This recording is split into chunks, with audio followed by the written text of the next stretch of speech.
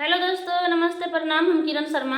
हम मंजू शर्मा अपना YouTube channel पर स्वागत कर छी। नमस्ते प्रणाम सब दीदी भाई जी के प्रणाम, सब यूट्यूब फैमिली के प्रणाम, जते दाई माई चाची सुन सबके प्रणाम कर छी। और हम दोनों देवरानी जेठानी जरूर से बहुत प्यारा सा करवा चौथ के गीत गावा। अहाँ सब जरूर सुनब, कमेंट करके जरूर बताएं और प्यारा आशीर्वाद देबो के नहीं भूलब। हम लागत से कमेंट बॉक्स में जरूर लिखब अहाँ सब, और शेयर करे बहुत के लाइक प्यारा करे सा के नहीं गीत। भूलब।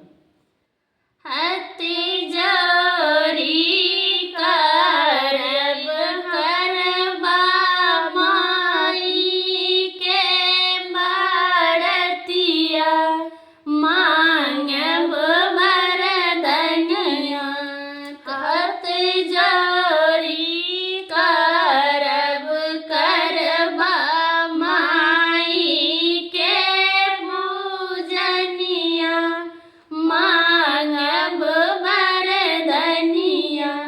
हाथ जोड़ी करब करबा माई के पूजनिया, मांगब वरदनिया। माई खुशी हाल रखिहा, सेनुरा सलामत रखिहा। माई खुशी हाल रखिहा, सेनुरा सलामत रखिहा। अमर कई दिहा मोर सजनमा, हाथ जोड़ी कर पूजनमा। अमर कई दिहा माई सजनमा, हाथ जोड़ी करब पूजनमा।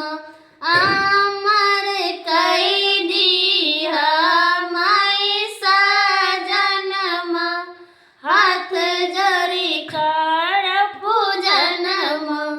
निर्जल उपास रहम, अहि के पूजन हम करब।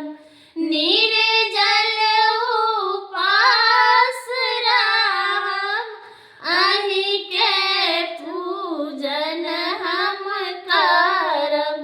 अमर कई दिहा माई सजनमा, सजल रहे सेनुरबा।